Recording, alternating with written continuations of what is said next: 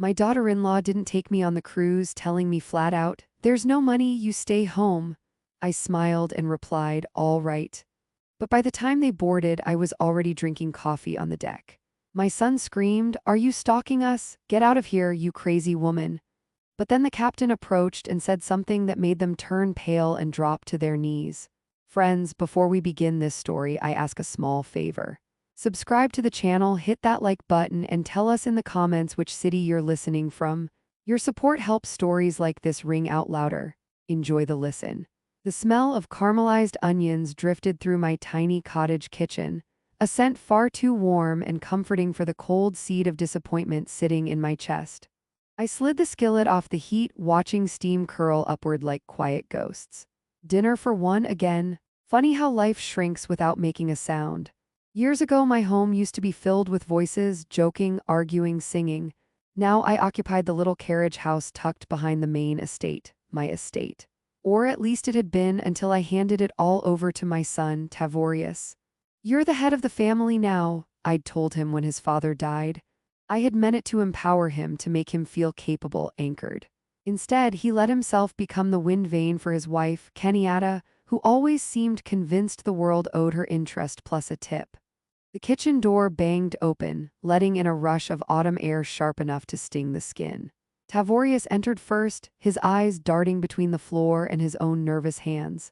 Kenyatta followed, sweeping in like she was starring in a tragic stage play.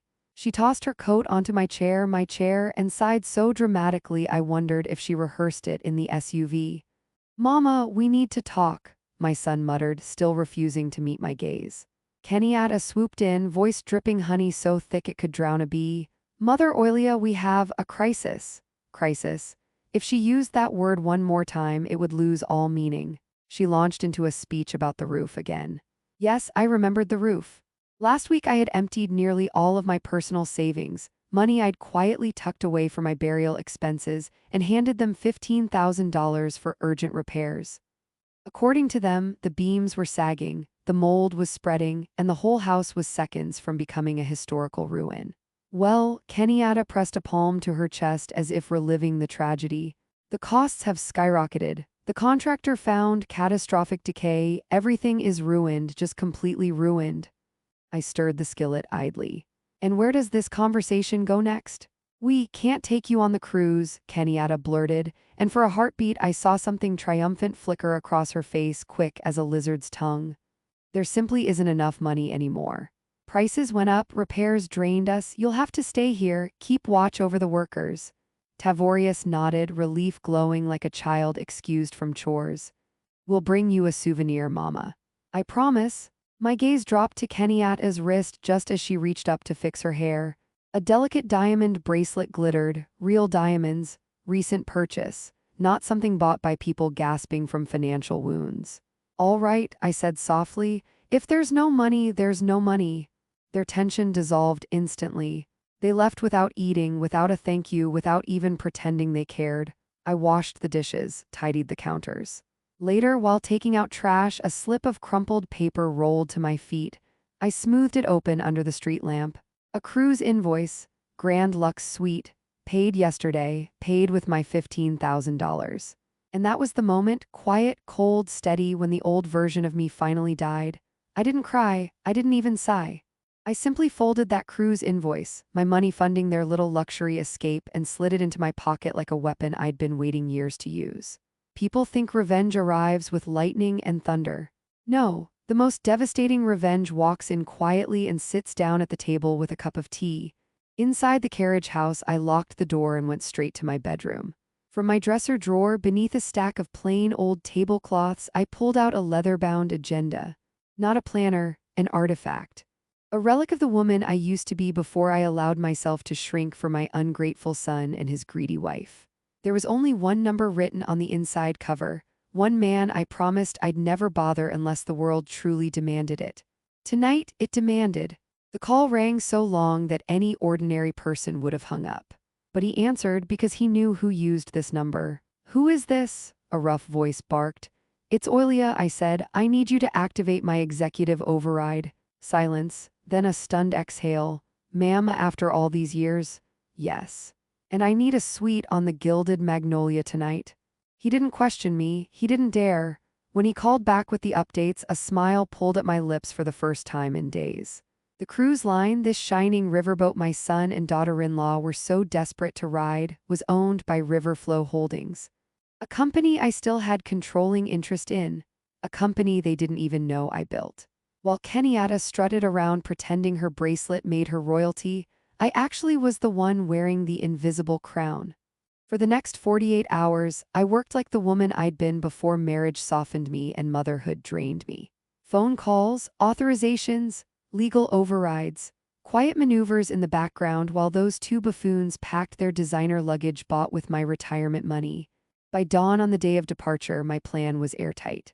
I dressed in my old gray raincoat, the one they assumed meant I was harmless, pitiful, forgettable. But under it, I wore a tailored cream linen suit, a silk scarf, and shoes that said I make decisions, not excuses. They never even noticed. As they scrambled into their SUV, Kenyatta shouting at my son for forgetting her makeup bag, I stepped onto my tiny porch. "Tavorius," I called. He didn't hide his irritation.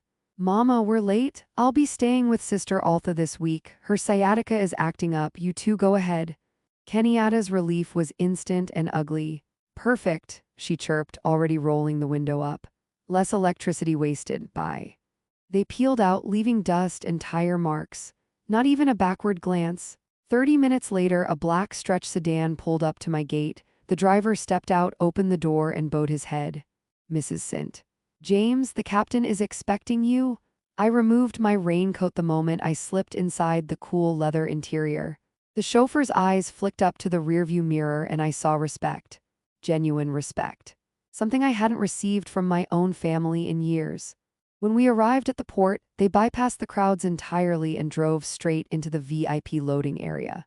And there, behind a fence meant for ordinary passengers, I spotted them, my son sweating through his shirt, Kenyatta shrieking at a porter who dared not worship her the way she worshipped herself. They never even looked up.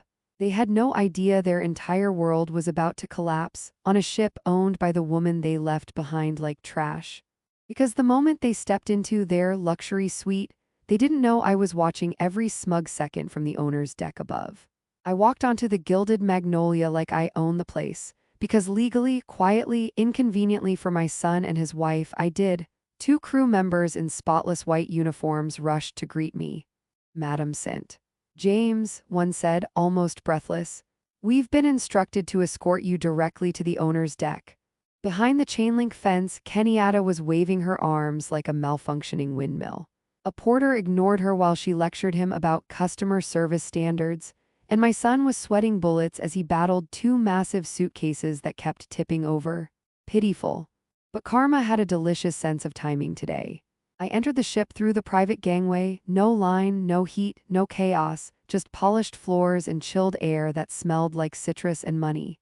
When I reached the owner's suite, the door clicked open to reveal a space bigger than their entire first apartment.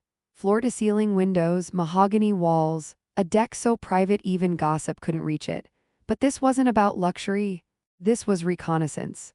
I turned on the security monitor and the screen split into 4 live feeds. My gaze locked onto one labeled 404 Diamond Suite Interior. There they were, dragging themselves inside like 2 overstuffed raccoons breaking into a penthouse. "Lord Tavorius, look at this place," Kenyatta squealed, spinning in circles. "This is the life we deserve." She flung herself backward onto the bed and bounced, full body, like she was testing the mattress for Olympic trampoline suitability. My son opened the champagne without looking at the label. He spilled it everywhere, of course he did. "To us," Kenyatta raised her glass high. "To escaping that dusty old woman's cottage." My fingers tightened around my coffee cup. But not from pain, no, disgust. Then came the mockery. Oh, the mockery. Kenyatta hunched her back, wagged her head like a cartoon witch, and whined in a voice that sounded nothing like mine. "Oh, children, y'all go on. I'll just stay home with my old pots and that dusty garden." Tavorius laughed so hard he snorted. Snorted. My 43-year-old son snorted like a barn animal. "Yeah, Mama just eats leftovers and watches birds. She should thank us for leaving her behind." My eyes narrowed, they clinked glasses, they toasted their freedom. They celebrated stealing from an old woman they believed was too naive, too slow, too small to fight back. Enough, I whispered to the empty suite. I dialed the captain. Captain Thaddeus, he answered immediately. Everything in place? Yes, I said. Initiate phase 2. As you wish. Minutes later, while those two buffoons were off terrorizing a bartender for putting 2 cubes too many in their drinks, crew members entered their diamond suite. Their designer luggage was packed neatly but with zero reverence. Their fancy bathroom products replaced by standard ship toiletries, their champagne removed, their keycards deactivated. By the time sunset lit the Mississippi gold, the ship had departed and their world was an inch from shattering. The camera feed showed them returning to their suite door, drunk on stolen luxury. Tavorius tapped his keycard. Red light. He tried again. Red. Kenyatta stomped her foot. This ship better get itself together. Open it. A steward approached with the politeness of a funeral director.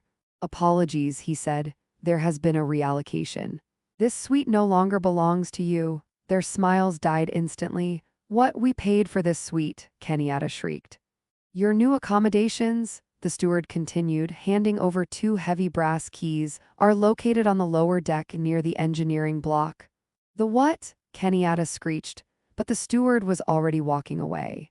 The cameras didn't lie. My son and his wife looked like 2 raccoons who just realized the trash can lid had locked behind them. They stormed toward the upper deck, ready to complain to management. They had no idea I was the management. Because when they burst onto the VIP deck to demand justice, they didn't expect the crazy old woman to be sitting there sipping espresso like a queen waiting for her servants. I sat on the VIP sun deck like I'd been born on a throne. Linen suit, sunglasses, espresso resting beside a book I wasn't even reading. The river breeze was soft, warm, and perfect. Then bam. The door slammed open so violently it rattled the glass. Kenyatta stormed in first, hair frizzed, face blotchy, breathing like a dragon with asthma. Tavorius trailed behind, sweating, confused, and terrified, exactly how he always looked when life required a single functioning brain cell. Where is the manager? Kenyatta shrieked, hands flailing like she was swatting invisible bees. This is outrageous. We paid for a diamond suite. I didn't move, I didn't blink. I simply turned a page in my book. A full 5 seconds passed before they realized the rich woman sitting in the center of the VIP deck was me. Tavorius froze mid-step. Kenyatta's mouth fell open so wide you could have stored a suitcase in it. Mama, my son croaked. I removed my sunglasses with 2 fingers and looked at them over the rim. Good evening. Kenyatta pointed at me like a lunatic. You. What are you doing here? Drinking coffee, I said, and enjoying a deck meant for adults. Tavorius stumbled forward, face red. Mama, are you stalking us? How did you even get on this boat? With a ticket, I replied. A very expensive one. Kenyatta screeched like a parrot being strangled. You used our money to buy yourself a ticket? That $15,000 was for the roof, you thief. I tilted my head. You mean the money you stole from me? The money you used to buy yourself a luxury suite while telling me the house was collapsing? Their faces drained of color, both of them.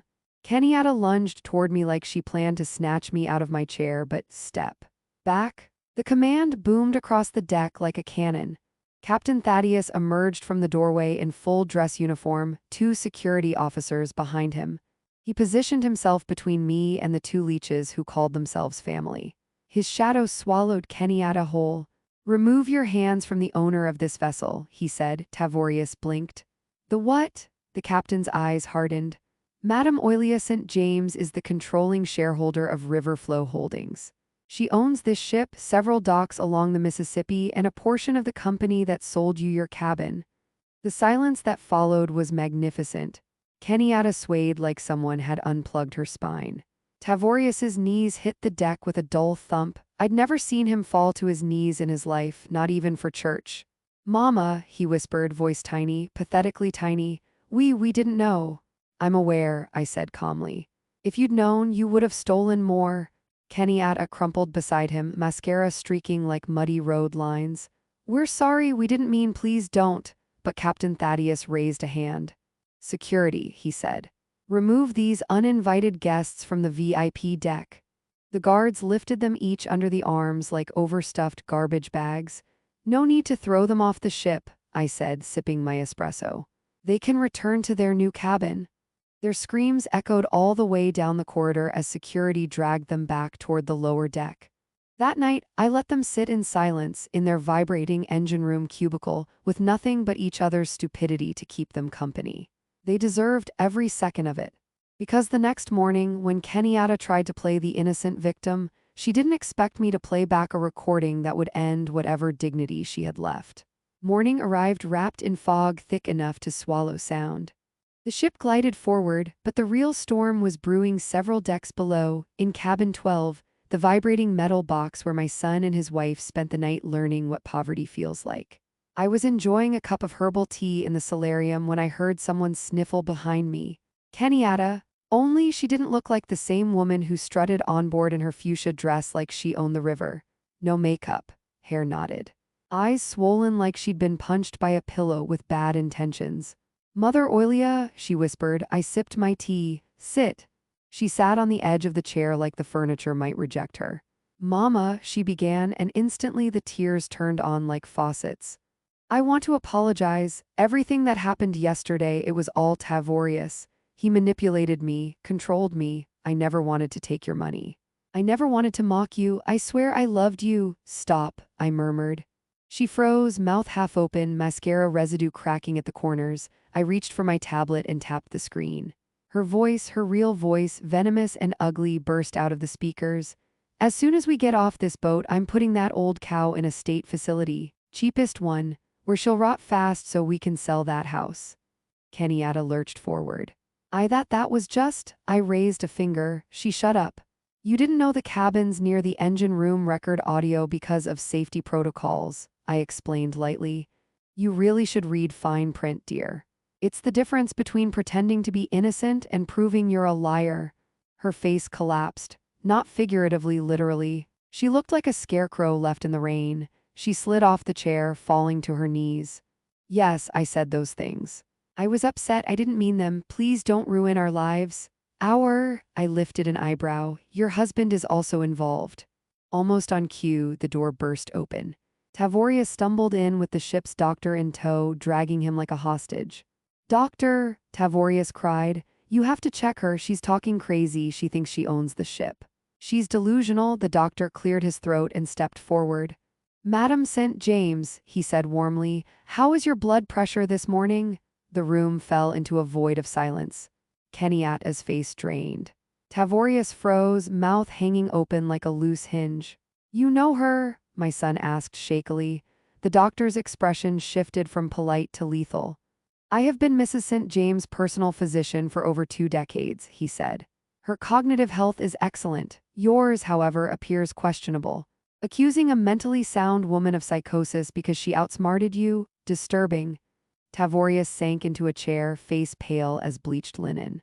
The doctor handed him a slip of paper. What's this? My son croaked. A bill, the doctor replied, for a false emergency psychiatric call. Tavorius looked at the number and whimpered. We don't have money for this. That, the doctor said with a shrug, is not my concern. When they left, dragging themselves out like beaten dogs, they thought their humiliation was over. They were wrong. By afternoon, the ship slowed at a desolate rural landing, Cottonwood Point, a place where even stray dogs looked lost. Your stop, I told them from the deck above, watching as crew set their suitcases on the cracked concrete. Mama, please, Tavorius screamed. We'll die out here. You're adults, I replied. Walk, work, beg. You always said you were self-made. Prove it. The gangway lifted. The ship pulled away. Kenyatta hurled curses. Tavorius begged. Both shrank into tiny, desperate dots on a forgotten shore. I turned to the captain. Set course north, I said. I've wasted enough life on ungrateful people. Time to enjoy the river. He nodded, smiling. Yes, Madam St. James, and for the first time in years I felt alive.